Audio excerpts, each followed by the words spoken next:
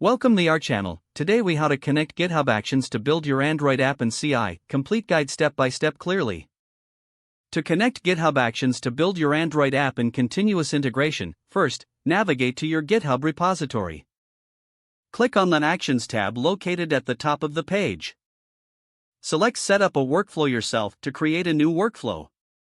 In the newly created file, replace any existing content with the following starter code for an Android build.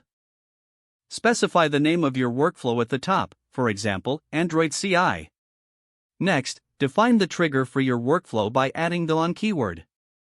Specify the push events and branch under which you want the workflow to trigger, typically the main branch. Add the jobs section to outline the tasks the workflow will perform. Create a new job, naming it build and setting the runs on key to Ubuntu latest. Now, under the build job, start with the checkout step to pull the code from the repository. Use actions/checkout at v2 to set up this step appropriately. Next, add a step to set up JDK with adoptium/installer.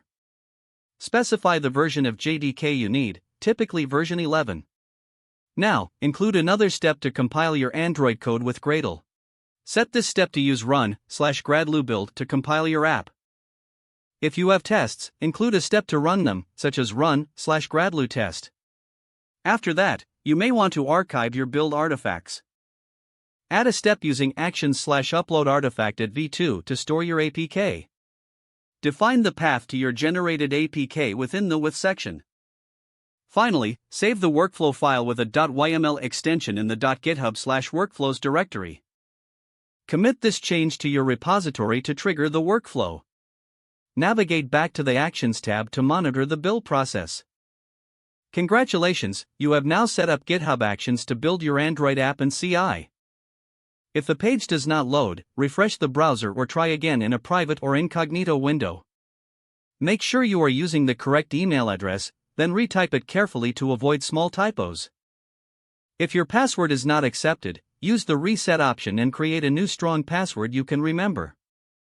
Check your spam folder for verification or security emails, then complete any requested confirmation steps. Enable two-factor authentication if available to improve account security and reduce unauthorized access risk. After signing in, review your profile details so your contact information and settings are accurate and current. If you see an error message, note it down and try again after restarting your device and internet connection. Log out when you finish, especially on shared devices, to keep your account and payment information secure. If the page does not load, refresh the browser or try again in a private or incognito window. Don't forget to like this video and subscribe to our channel for more step-by-step tech guides.